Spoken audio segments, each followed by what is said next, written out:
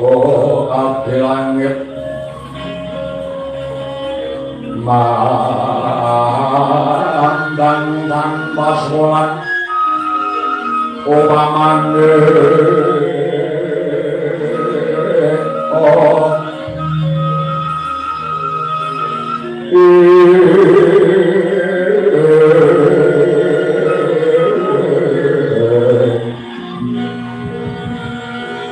Lintang toyo kusumoyono sumawur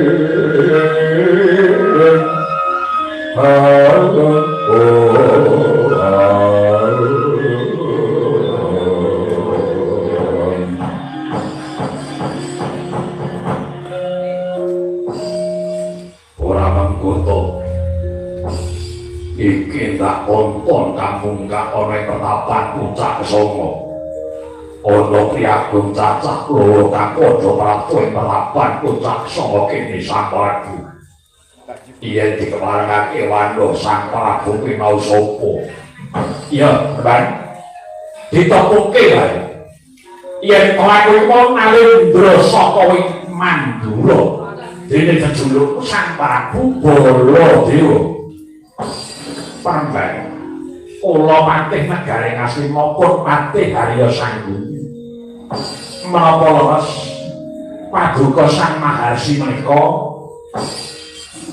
penemban ingkang peparab Sang Begawan Jayalaga dasar Prayata aku Begawan Jayalaga banjur apa kang dadi kasangu Pambang cakak aos wae Prataku ngene karono aku krungu pawarta. Lamun toreka lungguh iki jengandika darbe pusaka kanaran. Cupu kencana kang isi tertose. Apa bener kepala nyata, Pak? Iya. Pancen kepala nyata aku dening jagat winenangake gaduh pusaka cupu kencana kang isi tertose.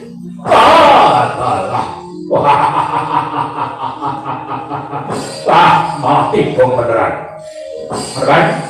prasajan wae tekaku dhewe marah tak jaluk kanthi banget keparengno dina iki aku bakal ngambil wujude pusaka cupu kencana iku mau Inarya Sawana mekas bebentu ing jagat kang awujud pagebluk ingkang mapan ana ing praja Ngastina Dika Sangko iki Pramban mugi dipun kemarno angampil pusaka cupu kencana kala wau syukur menawi kepareng kula tumbas ewa dene boten kemareng inggih badhe kula sewa pinten sewanipun kula nderek Pramban kawula pusaka cupu kencana iku dudu barang lumrah nanging ngerti keparinging dewa lan dewa uga paring dawuh lamun to pusaka iki amung aku kang diwenangake nggawa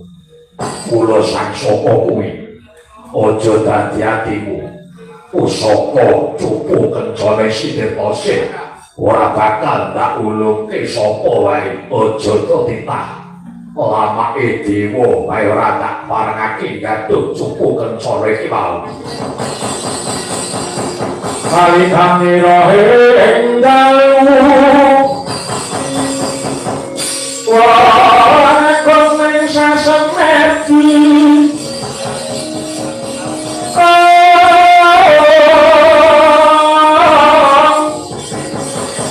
silakan polawan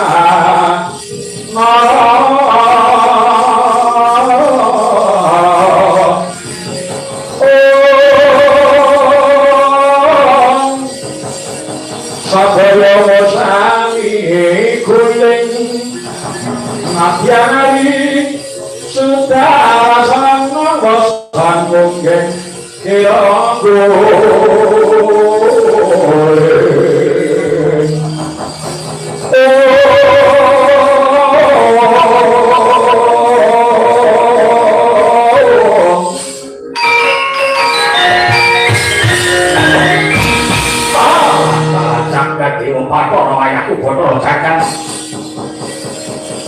Rewangi dijemput jemput ora ngulungake. Ing ngatasé pendhita gunung disilik gampangke wae ora dikeparengake anggap wong. Ayo dengung ta ora? Apa kelakon karo bapake kesel iki? Ojo kok koyo aku. Ngendiono camake wong golek silian. Ora disili kok banjur nesu. Teman. Kembang jolo. Mumpung aku boleh besok duwe rasa sabar. Tutup kencana ngono. Bahkan gak boyong apa yang negara nasibku. Ojo ambiak ora. Aku mau wis matur kelawan Sang Prabu. Yen to aku ora mau pisah. Kelawan cupu kencana. Yen koyo aku bakal gak rubuh kesel iki.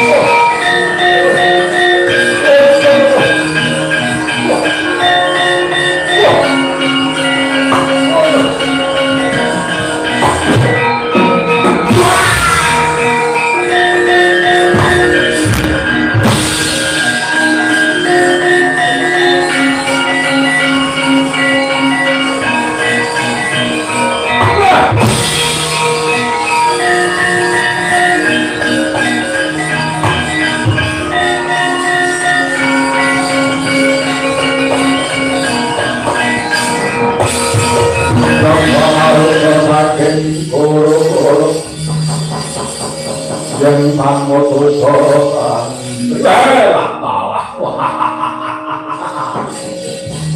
ya bareng tanjanggen kelawan aku bobot timbangke kok koyo aku pawan uga tau ngrasake marang antepe tangane Begawan Jaya ya. Bah, ndak kira iki pancen dudu gaduhane Baladewa. Ndak salah saka kabeh.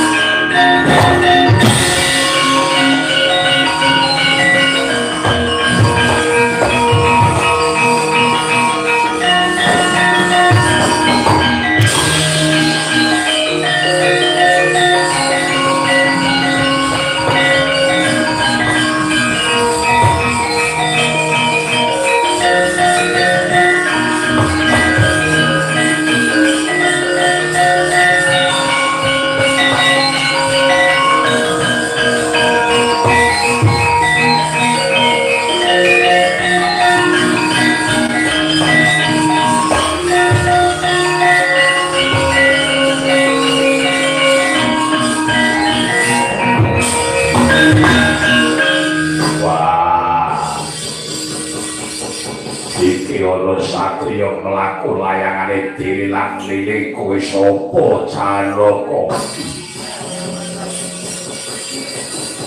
Tuh paduka menika mesti kaneng titah. Nggih, kula ingkang sudi mestanipun Arjunanipun Janaka iki ya kira-kira. Ono wekati apa kowe munggah ning pertapan pucak sanga Kerman. Menapa saduka mereka Begawan Jayalaga iya pancen para yata. Menapa kepala saestu paduka Kerman ingkang gandha pusaka ingkang awujud kendhaga kencana isi tirta sing pancen ora mulya. Mereka bareng badhe kula suwun. Aku ora kena pisah.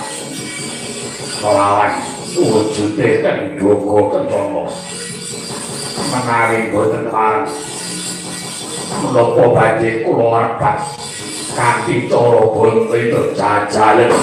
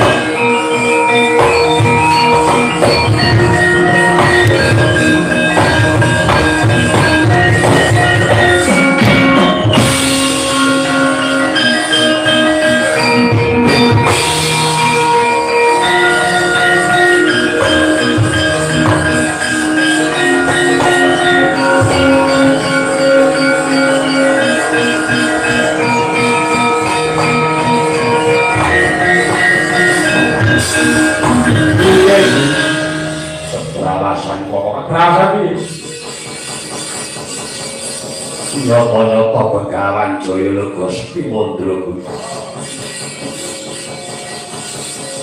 Kula piloro boten dipun raosaken.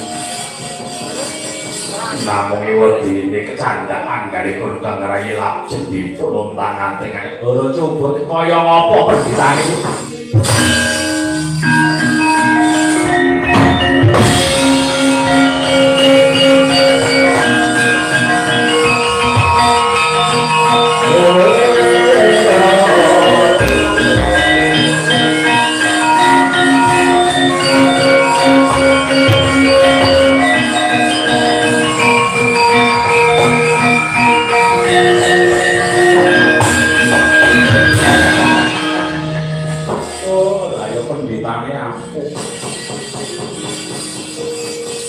Penditane ampuh Narawadi.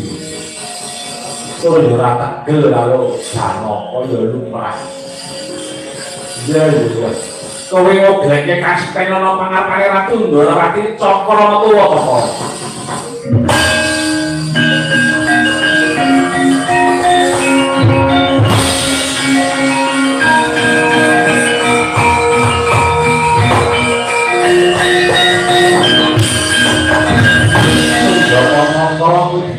Jaluk gawemu iki wayahe ngambut gawe tak jaluk gawemu dina iki kae ana pendhita anyar ngapun ngogleke kelawan kasetere Ratu Ndarawati mangsa bareng kok.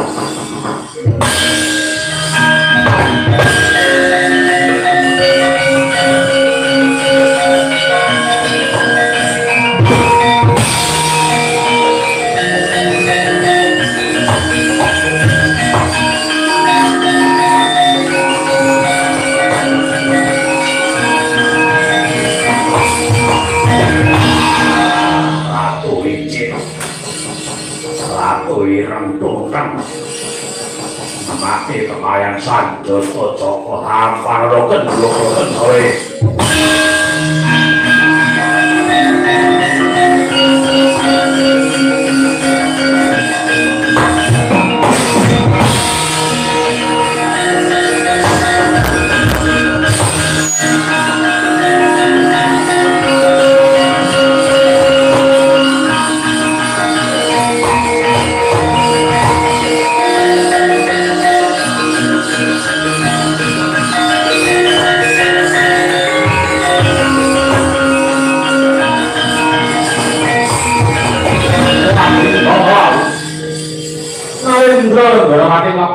sang Jata Toko. Paina sang Begawan Jayalaga Kyai Cakra Sinawat Cupu Kencana. Tempuk ing pusaka kekalih. Oleh Prabowo Jabul Swarane. Sang Jata Cakra kundur marang Anggare Ratu Ndrawati. Cupu Kencana kang isi tirtose babar dadi wahyu ingkang limasan wahyu katentreman. Ya manjing Anggare sang Begawan Jayalaga. Ela ing ngarepan. Begawan Jayalaga babar jane wujud nenggah Dewa Kudara.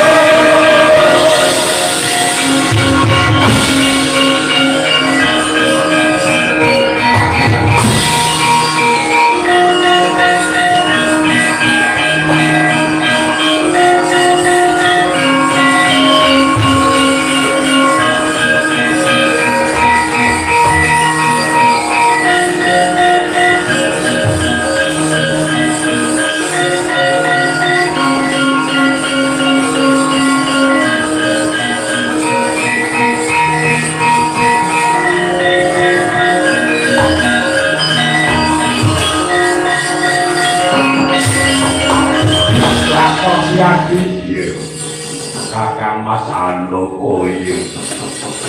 Siang dikene ngopo lara-lara nganti direwangi ngadep panggih arep gungulku dulung sampurna. Nalika semono anggon umat Begawan Dewa Suci. Banjur majuke laku mbabarke kula mencarake kawruh manunggal. Uga gayuh nukura ingkang winastan wahyu katentreman. Sumurupa Kendhoga Kencana Sitirta kuwi maksud jane nukura ingkang winastan wahyu katentreman ingkang Gusti Jiwa kelamatan syukur.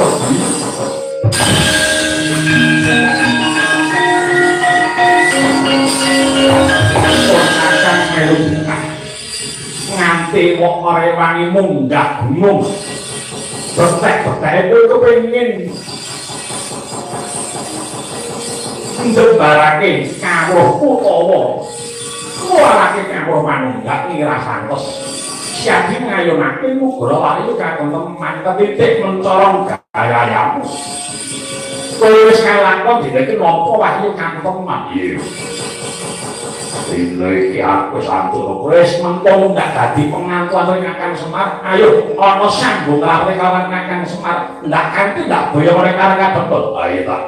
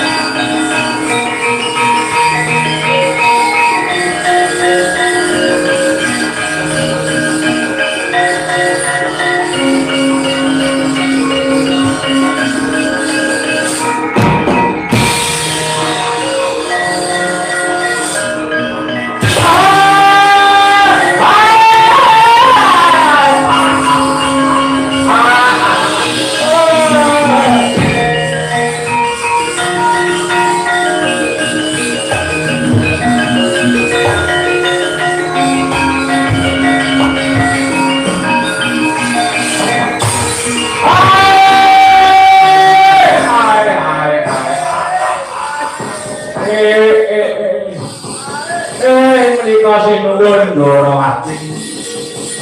Kakang Semar nggih. Ndara Janaka. Kakang Semar. Ndara Makudara. Nggih. Nggih pon kakangku ya. Iki pripun lara-larae? Sampeyan kula aturi minggah puncak kesama kok malah nganti sing ajeng diboyo mongko iki sing muni panundutan.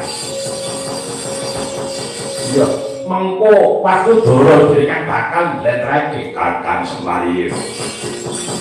Kaya janji Gustawi.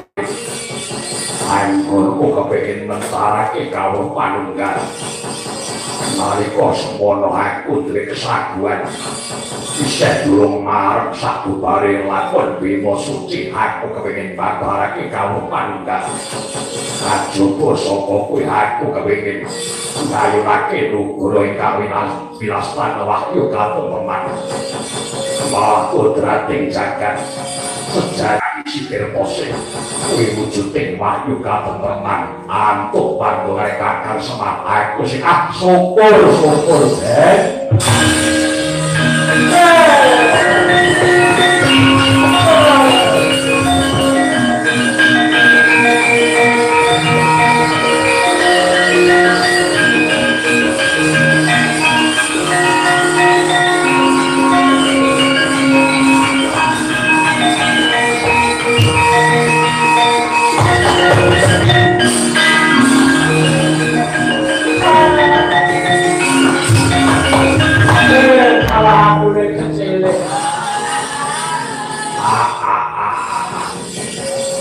iki pancen sing tak jaluk janjane.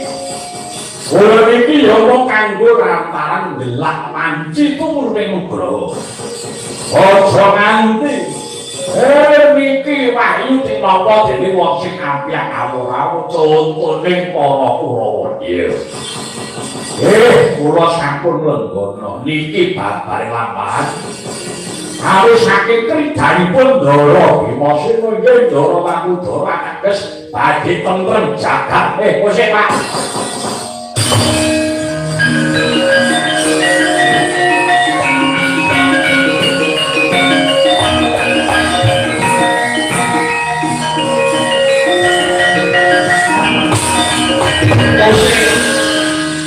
Petruk mlebu apa? Wah, kowe kuwi kok rumah saku kok. Lah iki Ndara Makudara sing dumadi saka Begawan Jayalaga. Lah terus sing ana Jodipati Kakang Semar niki dudu urusan sampeyan. Kula sing arep ngrampungke.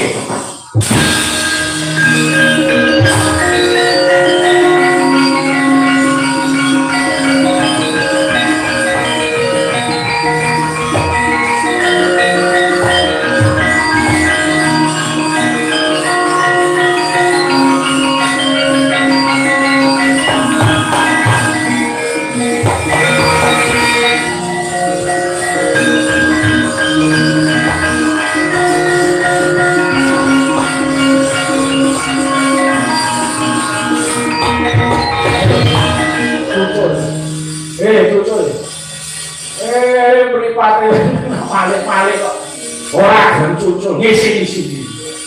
Gawean mung jahi pong. Malah medeni. Lho, ora gelem cucul tak ulo-ulo.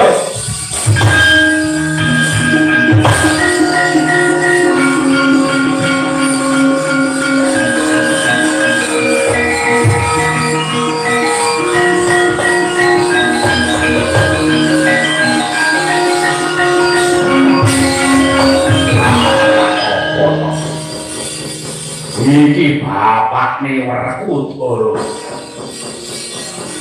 Bathara Bayu. Iki wis kaya golek putra pun Bayu. Piye lara-larae? Lah kok kowe nganti wimbo kelawan Werkudara? Kula menika namung badhe sabyatu botorepotipun Werkudara. Ingkang sepados Jodipati menika sampun ngantos kumplang ya. Syukur bagi seperti jumur aku nedha trima. ing ngatasé kowe jejere wong tuwa wis kepenak uripmu ning nyewa dene kowe sing gateke kelawan rekasane anakmu contone ngomong aku ndara aku ndara iki wis pundak ndara aku ndara iki wis lakon napa nugroho lan wis pono nggone mentarake kawruh panunggal Wahyu katenteman wis tinampa dening ndara aku ndara teges wis pono jejibane yo kali Sari ora yen kowe kesuwen mapan ora iki bakal nampa siku dedaning bakal kula nyuwun pamit langsung ning kayewangan wis kowe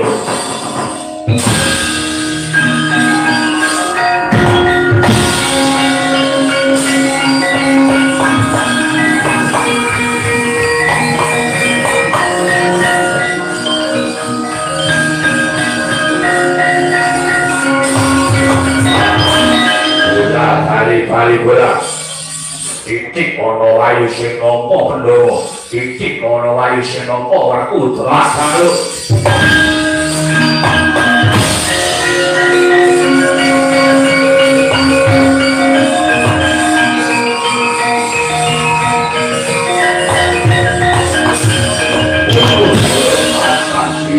opo bener kowe antuk wayu katentreman iya tak jaluk ora kena cengbrata itu